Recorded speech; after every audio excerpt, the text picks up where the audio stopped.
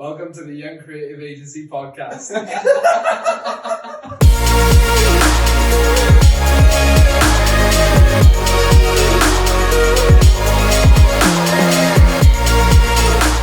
Welcome to the third episode of the Young Creative Agency podcast. This podcast is about business, entrepreneurship, running an agency, and everything to do with marketing. So we're back. We've actually managed to do 3. I'm surprised. Can you believe it? I know. I feel like we're on a roll now. Wow, let's not jinx it. it. Yeah, Jinx it again. we've managed to do 3 so far, which is good. And yeah, on to the 4th next week, which will be good. So what's today even about? Well, so today we're going to be talking about the ad side of the agency and what goes into it and how, specific content does so well with specific ads, and just go into kind of like the background about you and how you got into it and that sort of thing, because no one really knows anything about you. So, if you want to tell us a bit of background about you then and how you got into the ad side of things, and Okay. So yeah, it was all a little bit of an accident, to be honest. So not many people will know, but my you can't really call it a hobby. It's essentially like my second career. I'm a competitive dancer, right? No, that's your whole life. My whole That's life. your life, yeah. My whole life. is competitive Yeah. Like dancing. basically what happened is I was traveling all of the time. I couldn't hold down any sort of normal job because I was traveling with the competing. And whenever I was working, even if I was teaching dancing, I had to be home in order to make money, and I was never home. So when I was like 17, 18, I was trying to figure out ways to make money without me being in a fixed place all of the time. So I came up with the bright idea to start a clothing brand. Yeah. So yeah, I started a sportswear line, I guess you could say, and thought it was going to be as easy as just posting a photo on Instagram and getting the sales. Obviously, shortly came to the realization that was not the case, and that basically threw me into learning about ads, like how does it work, what is a funnel, what ads work, and just learning everything I could about marketing. Never ever with the intention to run ads for anybody else or be in the position I am now as a media buyer. It was purely to get sales, selling joggers. And see how it would work for your company itself. Yeah. And then from there, I come from a family business, being a dance school. And yeah, I just started running ads for the dance school and started to learn a little bit of ads for other types of businesses. And then I think I got my first client literally, again, someone DM'd me on Instagram and said, what you're doing for Zenith, the brand at the time, looks really, really good. Would you ever consider doing it for anybody else? And the company who reached out were like, they're still a client today, funny enough, which is like, they've been a client for like 3.5 years. That's amazing. And yeah, they were really cool. They're, to me, they had like a load of followers on Instagram. I was like, oh my God, this is actually like a really good company. Yeah. And yeah, from there, they were essentially my first client. And, without giving numbers away, they just said like, how much do you charge? I literally just picked a number out of the hat.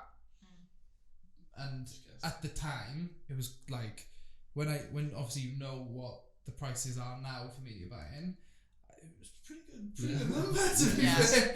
Like, and that's just how it all started. So never any intention of this being a business or, learning to do it for other people. It was just accident, really. Which Pretty good accident. A good If you ask accident. me. A good accident. Really. Yeah. Well, it's funny because like at the time when I was starting the clothing, I was so like invested into it. Like I had to make That's it probably why work. you learned so much so quickly. Yeah. Because you had another purpose for doing that. Yeah, and I was like so like, because when I was younger, I actually was really good at saving. Like, when you have like pocket I don't money know from it. like when your grandparents would give you pocket money or something like that. I'd use it. I was like prolific to this day, like saver. I remember like my grandparents used to give me like £5 notes, right, as pocket money, and I remember I used to put them in a book, and by the end of like a year, I would open it, and I would have like a load of money in there, like of just £5 notes, like super dodgy looking, and I put everything into this brand to try and make work, and it was like, we know now, obviously working with clients, like logistically and everything that goes into e-commerce. So I just learned along the way, and that's what threw me into the ads, really. Yeah. I guess then, so fast forward into kind of like now and what you do with the agency and like, I guess your own company as well. Like, I guess I kind of want to understand like the link between the content and the ad side of things. Like, why is it so important to create like specific content for those specific ads? Because, you know, we can make all sorts of content, but why is it so important to make sure they hit that specific criteria for the ads for different clients?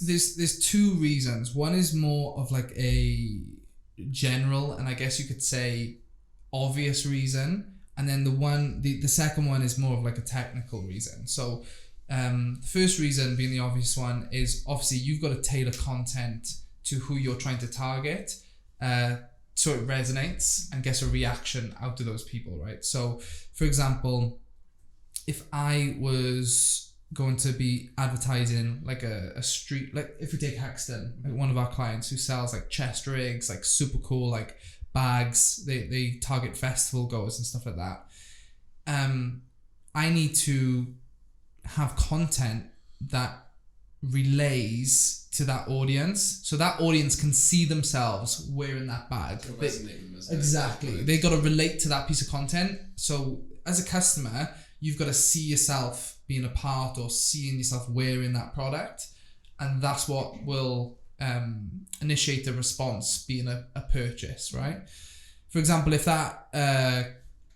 we had like a 65-year-old man, you know, going to the park with a Huxton bag, and we were running it to, you know, 18-year-olds. I know it's a very obvious example, but like, true, if it doesn't relate or it doesn't have that connection, it's never going to work, right? I know that's a super obvious example, but in the grand scheme of things, that's kind of the reason for content.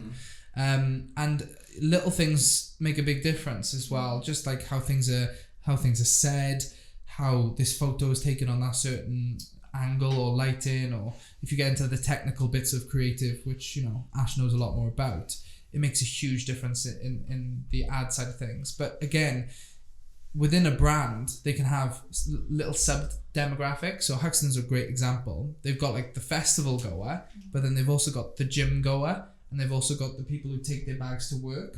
So for example, we can make a piece of content which is more about festivals and taking the bags to a festival, and put that to a festival based audience. And then we can make a piece of like gym content and put it to a gym based audience, because the gym based audience are not going to react the same to the festival audience. So it's just taking your target audience and matching it with the content, and that's what's going to get the best response. And then the second reason is more of a technical reason. And Facebook, Instagram, Snap, they're all a marketplace, which means you're essentially bidding for the place on the platform. So a little bit like the stock market, you know, the bids go up and down depending on demand, right? So if there's a lot of people bidding for a certain place, the price goes up. Now, what the platforms have done to stop basically the people with the biggest budgets winning all of the time is they've got a relevancy score. Okay, so the two things that matter is how much you spend versus how relevant is the content to your audience. So for example, if we have a really good relevant piece of content with a high relevancy score, it means our ads are going to perform better in the bid, which means our cost per purchase will go down and our cost per click will also go down, meaning that the clients are going to spend less but generate more. So that's more of the technical side of things that people don't clock on to, and they just throw in random content on their ads, and they realize they don't realize, but they think, why is my cost so high? That's why. So that's more of the technical thing. And then when it comes to like before you actually publish the client's ads, what preparation do you have to actually do with that and making sure it hits like specific target audiences? So it depends on the main thing is where is the company in terms of their marketing already. So little things like having a Facebook pixel. So for people who don't know, a Facebook pixel is a bit of tracking code that goes on the site that gathers data on, your purchases and your customer audience. If they haven't got that and they've got no previous data whatsoever, you're literally starting from zero. So you've got to do really extensive research. So who are their ideal customers? Where do they shop? What music do they listen to? Creating that customer avatar. Really. Yeah, exactly. So going into like extensive customer avatar research and approaching it from every angle. Where do they eat? Where do they go? Where do they spend their time? And just understanding key terms that would be useful in targeting, and then pairing it with a creative. So especially kind of relating to what we do that whole process with the creative, not just from an ad perspective. If they've got a lot of data, it's more or less diving into what's there already and just narrowing down what's working, what's not working. Because if they've got data, you can use that existing data and leverage it in their ads. So things like lookalike audiences, which is when you take their customer base, for example, give it to Facebook and say, Facebook, find me 500,000 people exactly the same. So when a client comes to us and they've got data, it's so easy to make work. I say easy from the perspective of we can make it easy. A lot of people still can't make it work, but it's a much easier process in terms of building that avatar because it's kind of already done. The data will tell you. Well, it's expensive as well to build that up. It's not cheap, isn't it? Oh yeah, like if you've got zero data, you've got to be prepared to like invest into your marketing. And a lot of people don't see Facebook or marketing or funnel as an investment. No. They just think they're just pissing money at the wall. Yeah. But like what we talked about last week, the investment that you put in will come back just in 2 to 3 months' time. Yeah. We saw it with the express e-commerce, didn't we? Yeah, 100%. Like the thing is with Facebook, it's because it's always changing. People still look at it as how it was like 6-7 years ago.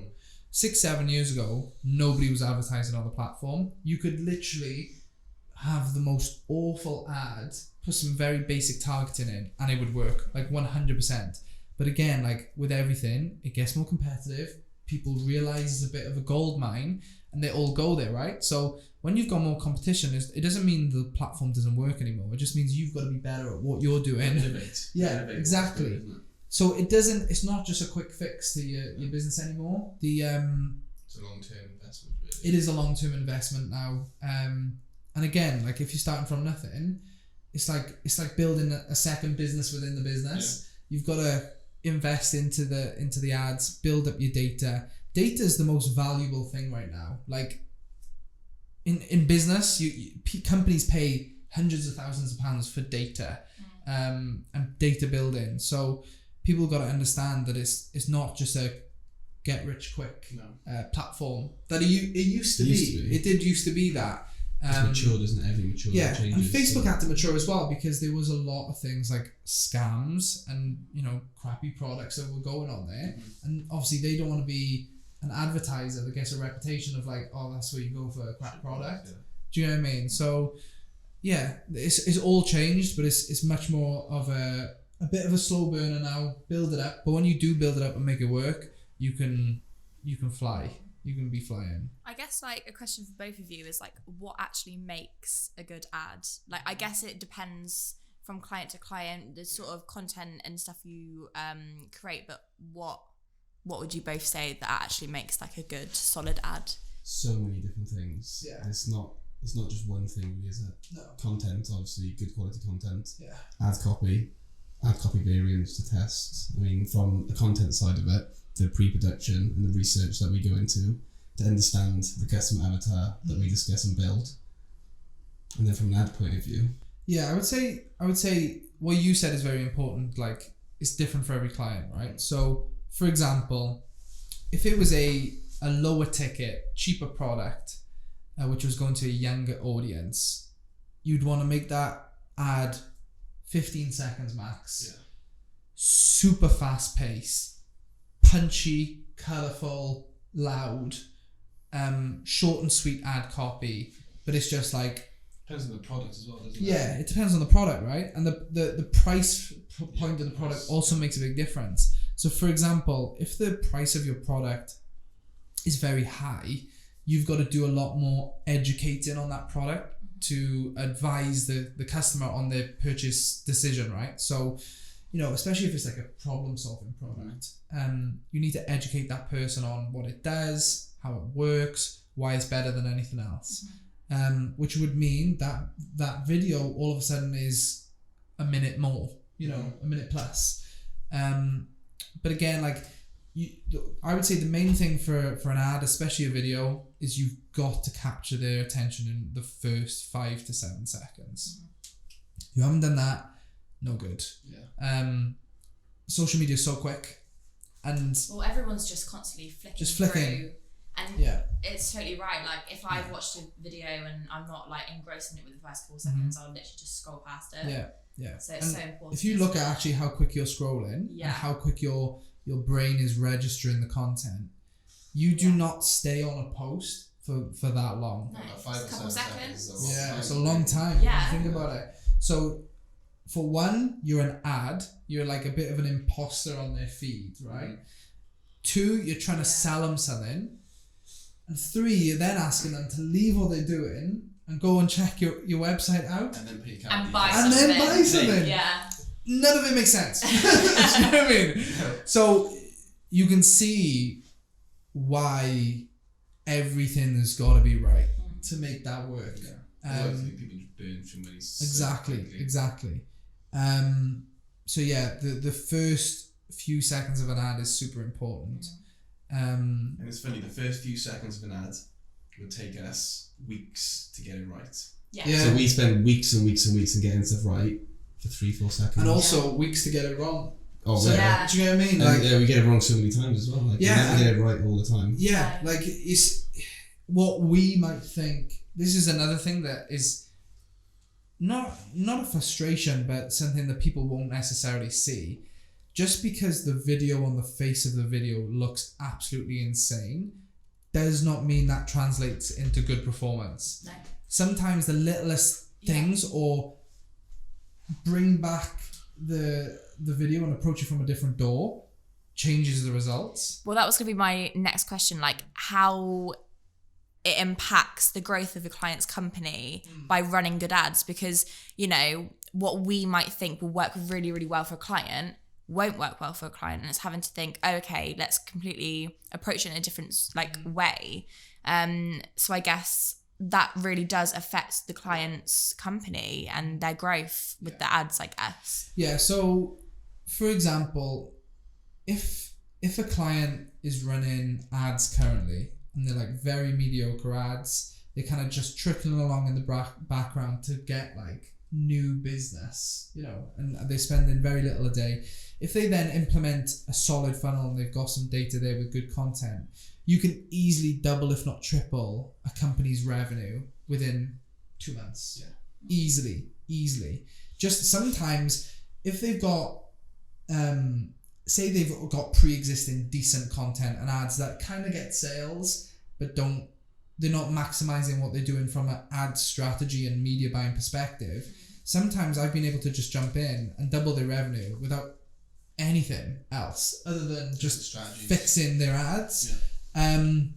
Where people go wrong is that running ads on a low budget is very easy to make work. Running ads on a high budget and trying to scale a business by doing it is very difficult to do. Well, not very difficult, there's just not many people who know how to do it well. That's when the content becomes more and more and more important. The more you spend money on these platforms, the more you need to learn how to spread your money. So you can't just put like, you know, all your eggs in one basket on one ad. You've got to have multiple ads to spend, say, £50 to £100 a day to build up to that £1,000 a day budget, for example. People don't understand that. And when they start running into roadblocks on scaling and how to scale, they're like, oh my God, you know, the ads just don't work at this budget. It's like, no, you just haven't purposed your budget or repositioned your budget behind a new piece of content to a new audience. Yeah. You got to diversify. That's how you're going to be able to scale. So it's easy. I always say to people who are looking to start, pick a super narrow audience that is super specific and target them. Then once you've nailed that and the business is working and operating well, then expand. Because it's easier to expand on something that's working. You can just amplify it, but getting started is tough to get the traction. Yeah. If you hit it right at the start, it's very, very easy. Yeah. So if you picked your niche, picked your product, is matched perfectly, that'll just run. You could leave it on like £50 to £100 a day and it'll just be fine forever. It's when they want to turn that into £500 a day budget, £1,000 a day budget, they just can't do it. And that's where obviously the content production married with the ads is what makes the big difference. Yeah, it's so important, isn't it? Yeah, I think the content with the ads, but also the level of attention we take as business owners with them as business owners, because we spend countless hours sitting down with these guys in calls to ensure everything. Logistics are huge. Everything on the business side of the logistics, which we don't really get paid to do that. That's not what we're here to do. No. But it's going to benefit us. It's going to benefit them. And our investment into the clients we decide to bring on has a huge determining the impact that the brand has. I think what it does. Yeah. Well, I'll tell you an interesting story. I had a conversation with a client about 2 months ago, and he was one of my OG clients. And I would never ever take on someone like this now. But he came to me with an idea of this particular product. And he said, look, like, how long is it going to take to get running? This is like how much money I've got. I said, look, it's going to take a little while. It's going to take like 3 to 6 months. But you're in the day job. You know, this is just a side business for him, right? So we started running ads. It was all going very well. And then within the last 6 months, so he's been running like for a year now, it just went mad, right? Well, when I say mad, he started doing like 20 to 30k a month, where before he was doing like 6, 8. And this product is a handmade product that he actually makes it out of his garage, right? Oh, wow. Okay. Yeah. So the problem he had is he hit the VAT threshold, right? So he had to become VAT registered. That was not taken into account into any of the business model because he never intended it being the thing that is now going to be his day job and everything he does. Little things like he was losing 25p on every parcel he sent through shipping.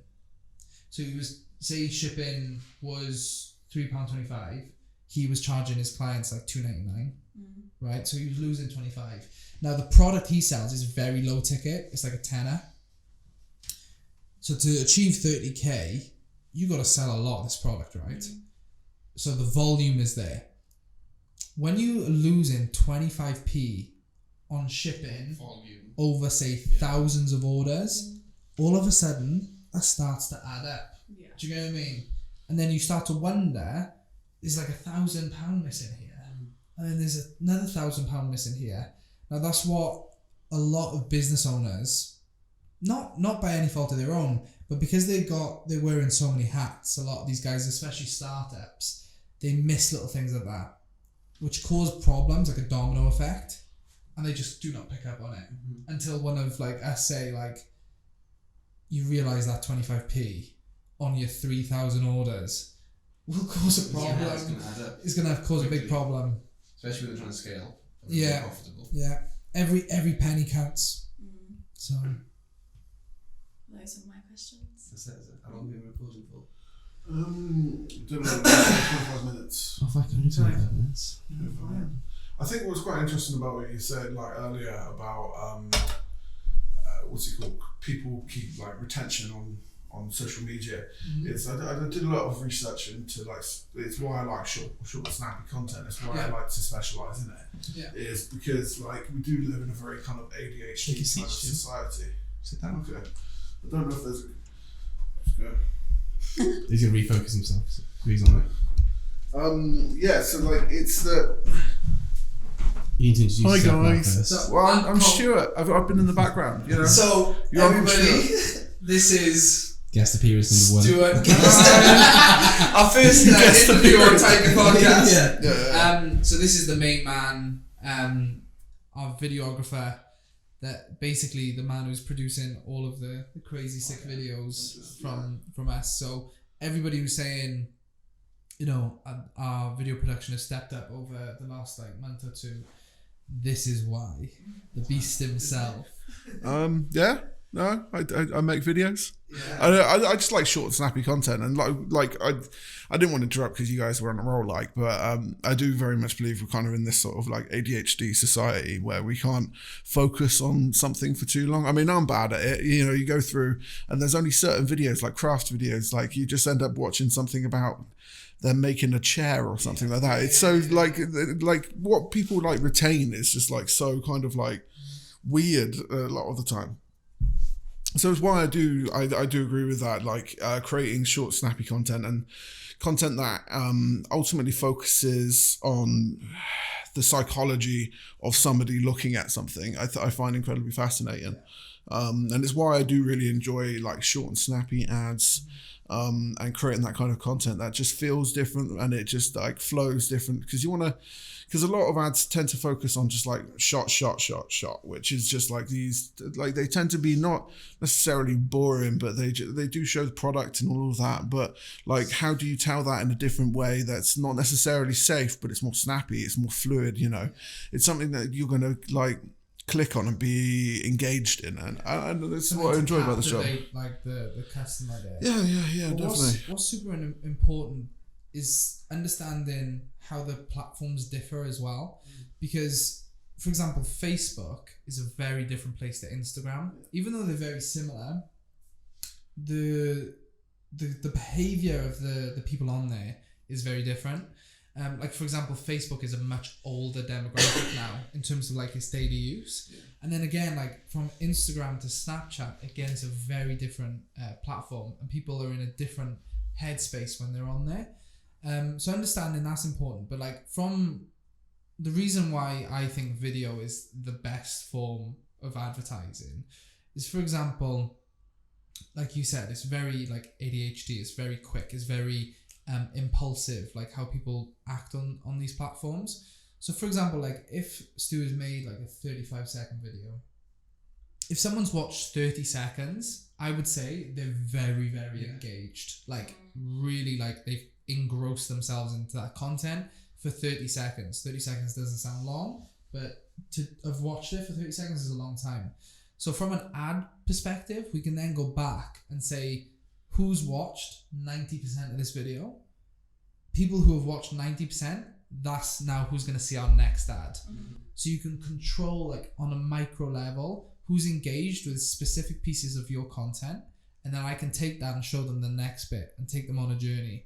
So with you specifically 26 minutes for a fuck up, that's alright. We did okay. I know it ran well, like super well up until the thing like but for you specifically, right? Like with the pieces of content you do, you almost want to take them through like a bit of a journey, knowing that they're gonna consume other when pieces you of understand the funnel and the structure of it, and like the way that we create content for the structure, like we draw out that diagram, the way we do it, we understand what they're going to see first, what they're going to see second, and then when that helps when you're creating the content, because you already kind of know what they're going to be watching before they do, so you can tailor it absolutely perfectly to them. Spot on, to be fair. We know exactly what they're going to see. When it comes to videography as well, like I did teach for a little while, taught around the world, like and one of the things I did talk about is the hero's journey and the heartbeat story. So it's the idea that you have a set amount, you have a structure for your video to be able to draw people in and do it. So if you imagine your story as a heartbeat, like every story that you have ever watched is a heartbeat. Where like, so it goes up into the excitement, into the climax, and you know all of that, and then it goes down into the more sad, somber parts. But you don't necessarily need to just go happy and sad. You can go like exciting and just like give them a minute to calm down. So like it's the idea that as soon as you get someone to engage in the content, you want the heartbeat to be going up. You want to be like boom, like show them everything. Depending on the brand, obviously, because there are a lot of like slower brands. But like I do very much believe like structuring like the content I know this is more of a videography perspective, and I'm probably No, but just it marries in with it all pretty much is the same. It's the psychology of selling to people, isn't it? And understanding them. Yeah, because I think as well, like understanding, like for example, the videographer has got to understand some. It doesn't have to understand everything, but has to understand some portion of how an ad funnel works. Otherwise, because there's loads of videographers out there, right? But what makes you special is that you understand the systems and processes to a certain degree to allow you to make the content that works. Do you know what I mean? Because you can't just pull a videographer in and say, make me this awesome video, and then Experience that. Yeah, well, exactly. It's one of those. It's the technical abilities, being able to lay everything else while you're shooting. Because like while I'm shooting, like I may seem like I'm in my head a little bit, but I'm like constructing the project and the idea to make it like work very well. I mean, like House of Angus is a big example of this. Like we did loads of pre-production for that and everything like that, but even on the day, like I was like, is this going to go into this, how well is it going to? We've already planned that out like a long time ago, but it's like once you get to the set and once you get to the design of it, it's just like working how everything connects together, and making sure that it follows what you do, and follows all of the other principles of what we aim to do here at Tyke, I guess. What I find personally when I'm running ads, and you probably find it the same, is detaching yourself from what you're actually trying to do, right? So when I'm running, say, ads for a brand, no matter what the brand is, you've got your ideas of what you think will work, right? In terms of like, okay, these are like their competitors, this is what I think the customer avatar is. But a lot of the time, and the majority of the time, to be honest, it turns out to be completely not what you thought it was. So bringing yourself away from... We had that issue so much towards the end of last year, didn't we? Yeah. Where we were just trying to create content that we thought was cool. And that's what we didn't do going wrong last year, because we like saw something on Instagram and we were like, that'd be sick. Yeah. Let's create that'd work for this brand. Yeah. And it just doesn't work. And you also, can't create good content for a brand. From a content perspective, making sure that whenever you see the piece of content, you shouldn't be able to go, that piece of content and that piece of content is made by the exact same person. That's a huge problem, because, for example, with you, right? I've never looked at any of your content and gone, well, that's the exact same style and vibe that was done on another shoot. Yeah. Do you know what I mean? The last 7 shoots. Yeah. And the rest. Do you know what I mean? So that's super important, because if they are carrying over a similar sort of, you say, vibe or certain set of skills, something new. Provides Try again. flexibility, really. Well, yeah, that's why we do the whole business model, isn't it? That's what we say. But the 90-day profit program is to basically, after those 90 days, we should know exactly what we need to do, how to do it, when to do it, and then to make it work. Yeah. That's the whole point, and that's the whole point in the structure of it, really. And if you think about it, 90 days is still not long. It is not long at all. Like 90 days is nothing. Really. In business, is just nothing. It's not even accountable. If you're taking a new brand and trying to do what we're trying to do in 90 days, it's essentially like setting up for failure. What it should be really is like 180 days. Yeah. But from a business perspective and an agency perspective, you're asking people to sign up to you and commit you for 6 months, which they're scared of straight away. It's a big turn off for people, because people like to have that degree of there's a lot of, when you do this, there's a lot of uncertainty, right? So they like to know that it's 3 months, and then they've got that flexibility of they're not locked into anything or anything like that. But really, for people to see the real super solid business is flying, 6 months I would say is a really realistic time frame. We've had clients who fly within the first month. We've had clients who take 3 months. It depends fully on the company and what state they come to us, because we've had companies come to us in great condition in terms of the logistics are okay, the product's good, they just need a revamp on content and a new ad strategy. But we've also had clients come to us in a mess. New ad account, new pixel, no data, new branding, message, new website. everything just new, yeah. And we're trying to do that, all these changes with them within the 90 days, which obviously slows the process down.